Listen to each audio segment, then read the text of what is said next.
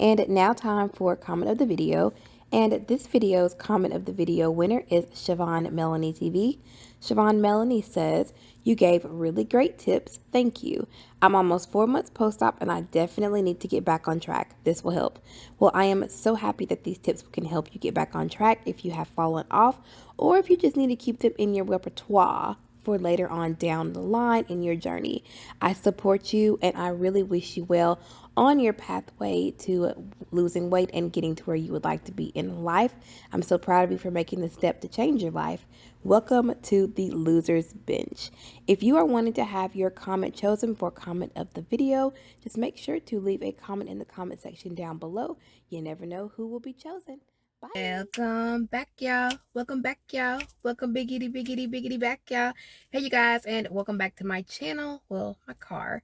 My name is Kelsi, and if you are here for the first time, hello. If you are not here for the first time, it's just welcome back. I'm here for you guys every Sunday and Wednesday, sometimes less, sometimes more, to talk about my VSG journey and other things.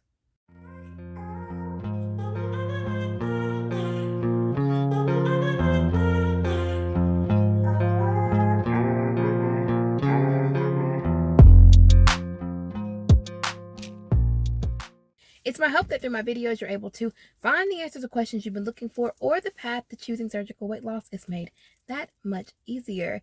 Welcome back to my car, and welcome back to another rendition of Car Talk. I feel like these are going to be like the cool heart-to-heart discussions that we can have. Like, I don't know, it just seems more quaint and more cozy in my car. Should I have been doing videos in my car this whole time? Do you guys mind? Probably not. Anyways, we're going to go ahead and get into the subject at hand. As you guys can see from the title of the video, we're going to be talking about grazing. I mentioned in my last video that I had become a grazer, and it was not a good look. So I'm working really hard to break those habits of grazing and just eating constantly throughout the day. One of my coworkers, she also had the procedure done, and so she's a grazer as well. And I kind of picked up on some habits of hers just being around her, things that I wasn't doing before I came to this particular job. And I'm not saying it's her fault. I'm just saying I see somebody eat and I want to eat, and she sits literally directly across from me. So anytime she grabs a snack, my mind's like, time to grab a snack, grab a snack, grab a snack, grab a snack, grab a snack, grab a snack. So I had to kind of like hone in and focus on myself again, because I was basing my snack time around other people, and it wasn't a good look for me. So I'm working really hard to break that habit, and I wanted to come back and talk to you guys what grazing is and how it can affect our weight loss journey, how to break those habits and stay successful on our journey. So I did a little research and I found these ways to break grazing habits and to get back on track.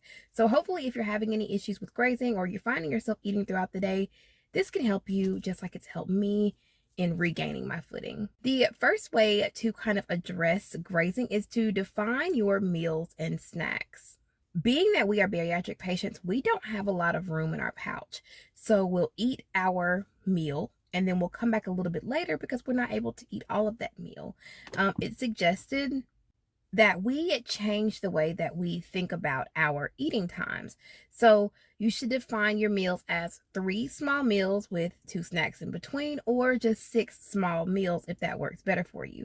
The constant eating throughout the day is just not a good way to train your body in understanding that, okay, you eat differently, the portion sizes are different, and you're not going to get as much food as you once did. So I'm really having to work on my mind to get my mind back to understanding, okay, 3 meals and 2 snacks. And if I'm kind of flirting with the idea of 6 meals, but I don't know if I would like that.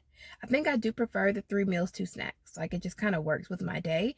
I do, breakfast, snack, lunch, snack, dinner. And it's best not to eat in the evening.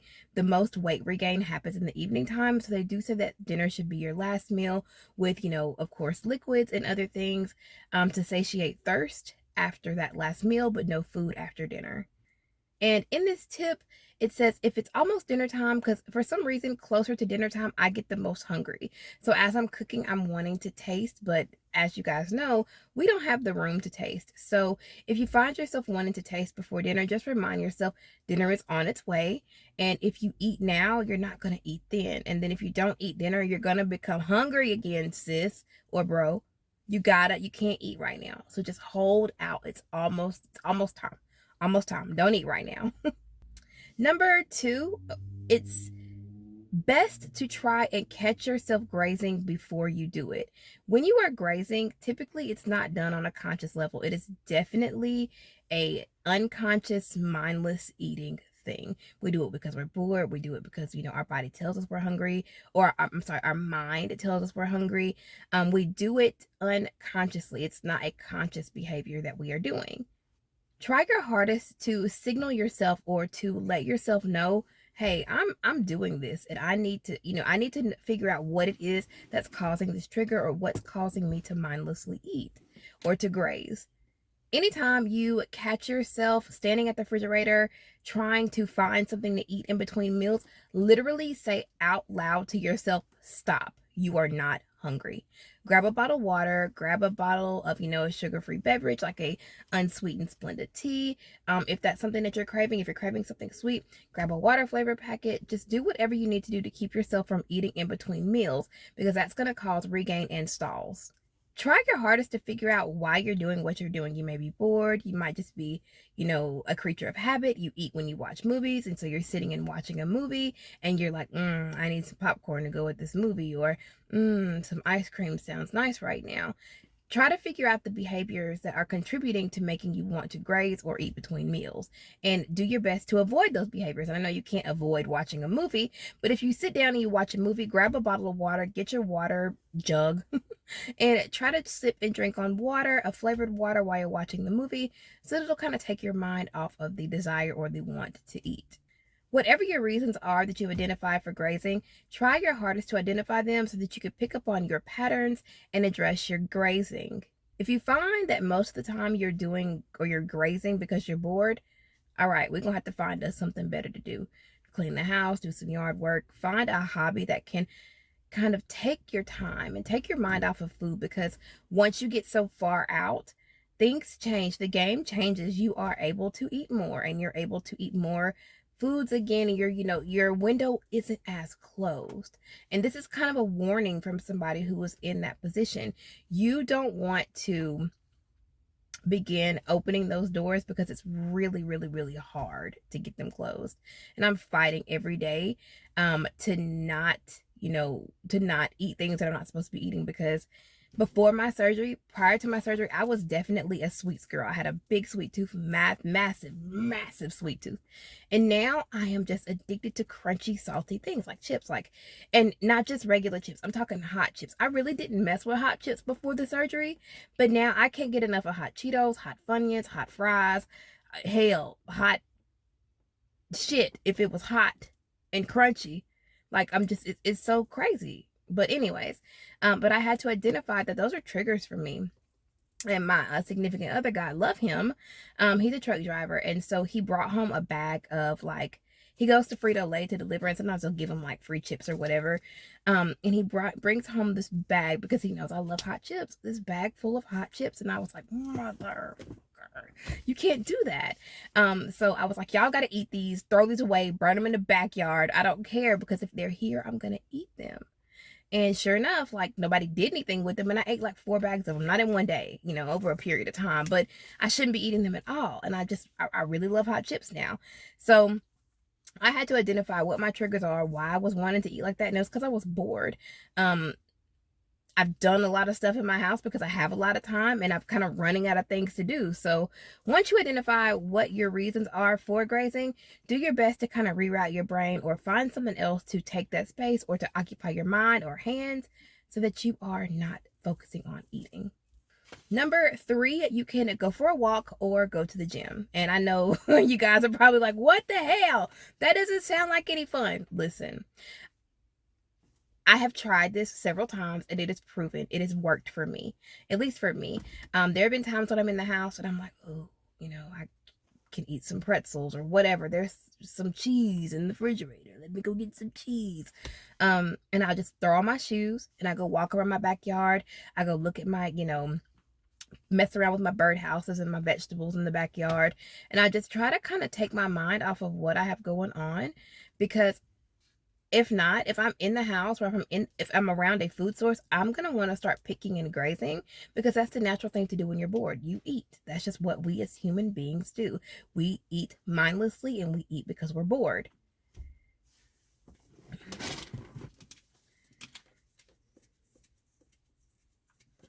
And another thing, going for a walk, going to the gym, doing any type of physical activity, it releases that same feel-good endorphin that food releases when you eat it. Believe it or not. I'm so serious.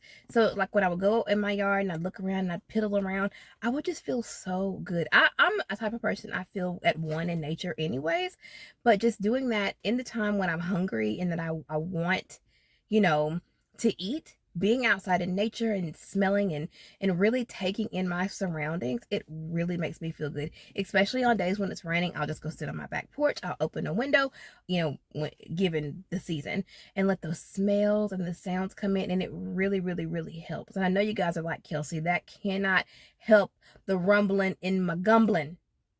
But it will. I'm telling y'all. It releases the same endorphin that food releases when we eat. So just try it out. Just hear me out. Just try it. Just go try it and report back to this video if you try it and if it works. Even if it doesn't work, report back to the video and let me know your experience, because it works for me. So I'm hoping it'll work for you too. Number 4, do something with your hands. And this goes hand in hand with what I said earlier. Find a new hobby. We only have 2 hands. 2. And if you are doing something with both of your hands, chances are, if they're covered in paint or dud. If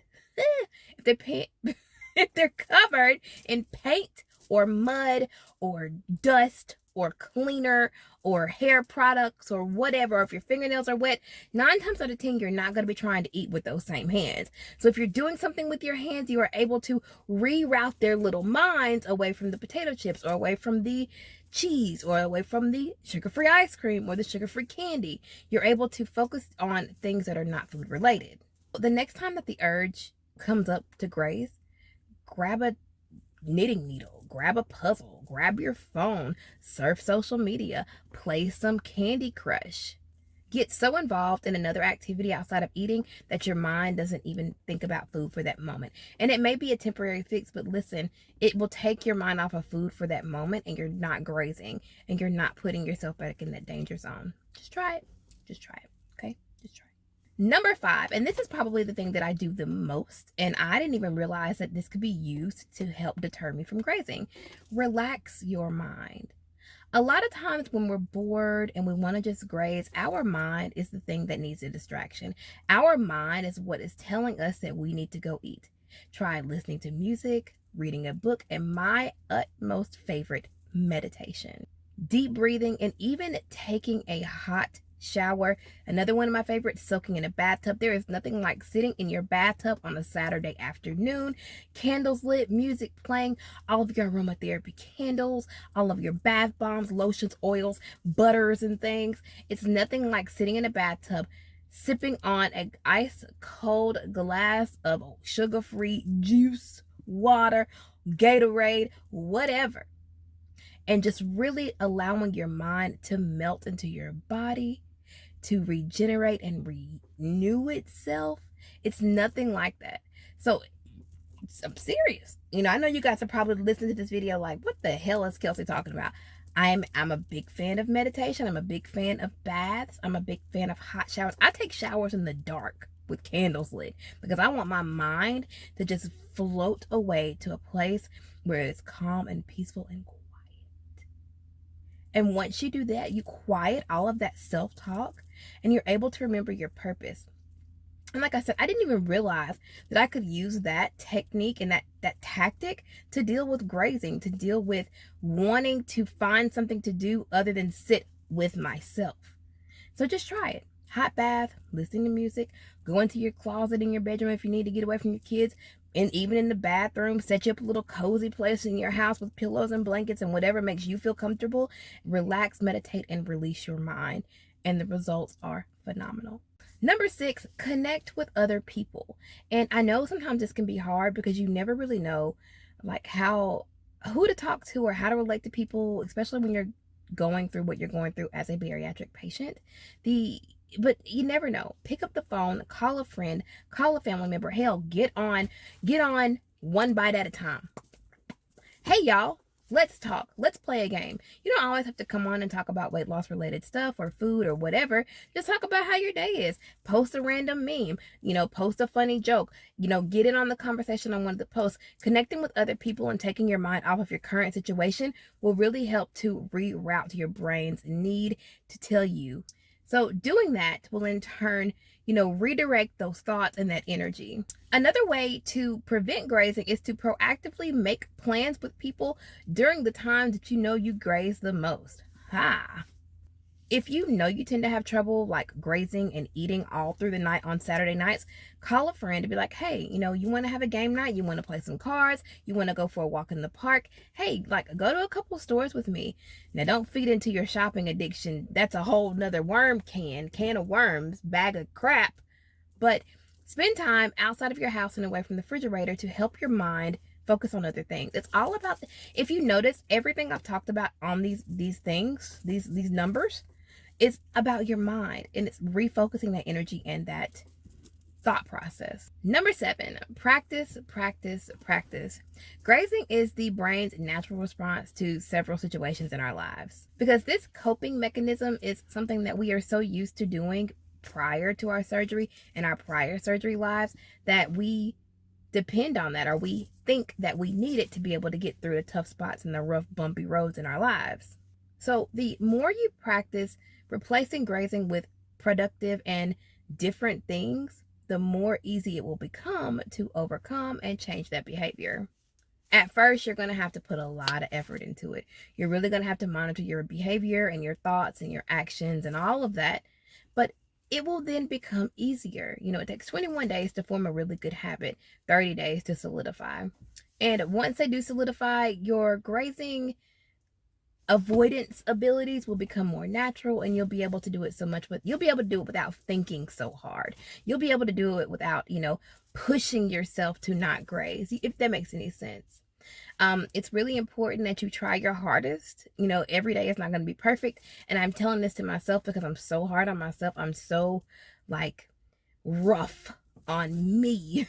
We are our harshest critic, and I struggle so bad when I have a bad day, and I have to work on that. I have to work on me. So I hope these tips help you guys if you are struggling with grazing, or if you're having a little bit of a run-in with grazing, or if you're just, if you don't know what to do, or if you're worried that you may become a grazer, because I didn't really notice or understand that I was grazing until I found out that that's what that was called. Because I was like, no, you're supposed to eat all day. We eat so little. It's normal to eat all day. No, the hell it's not. It's not. You're not supposed to do that, Kelsi. And I didn't even realize that. What the hell, Kelsi? So now that I know and I'm able to identify what that behavior is, I'm able to put a stop at it, because, like I said, my weight loss has come to a standstill, and it's all because of these choices that I was making and these habits that I was forming again. And I didn't even realize that grazing is a thing, and it's a bad thing for weight loss patients. Anyways, I hope you guys enjoyed the video. I hope you guys enjoyed this car talk. If you made it this far in the video, drop a little car emoji down in the comment section. Let me know what you thought about the video. I hope you enjoyed it. If you would like to and you have not, please make sure to hit that subscribe button, hit that notification bell so you never miss a time I upload from my car. And if you haven't as well, please make sure to head on over to One Bite at a Time. It is my bariatric weight loss surgery love group that I have formed. You guys can come in and talk about anything. You can talk about weight loss surgery. You can talk about the trees. You can talk about your knees. You can talk about the bees. I told y'all I'm a rapper. Anyways, I'm going to go ahead and get out of here. I got to go back to work. But anyways, you guys could have been anywhere else in this YouTube planet, but you chose to be here with me. I love you to the moon and back. Be good to each other, but most importantly, be good to yourself. I will see you guys in the next video. Bye. I wanted to come out here and show you guys just a little place that I come and meditate, spend a little time, especially on my work day when I find myself getting overwhelmed and wanting to stress eat. It is so beautiful out here. If you guys follow me on Instagram, I took some really nice pictures out here the other day. It's just a beautiful place, and typically you can't hear the construction over there, but it's a beautiful place. This is, I mean, it's absolutely gorgeous, and it's serene, and it really hits the spot whenever I need to just center out and get back to Kelsi and get my mind off of food. All right, bye. One more thing, shameless plug here. My channel memberships have gone live. If you are interested in joining my channel memberships, you don't have to. It is not a requirement. But if you want to support my channel in any other way, you can do so by joining my channel memberships. There are 2 tier levels. I will have a link in the description box down below if you are interested in joining. Come on over. I have a few members. There are some perks and fun things for being a member. All right, I will see you guys in the next whatever.